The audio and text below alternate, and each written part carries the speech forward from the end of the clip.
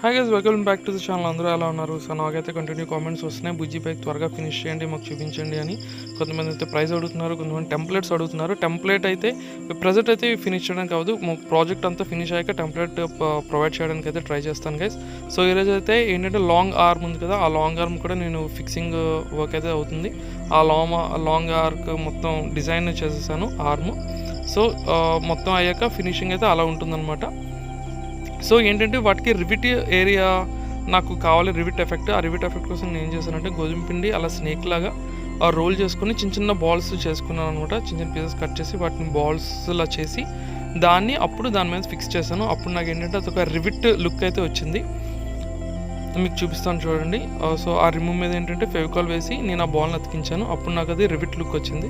చూస్తున్నారు కదా, ఈ క్లిప్లో అయితే క్లియర్గా కనిపిస్తుంది. ఇప్పుడు వ్లాగ్ అయితే మిస్ అవుతుంది. రేపటి వ్లాగ్లో కంప్లీట్ పెయింట్ జాబ్ అయితే ఉంటుంది. So bye guys.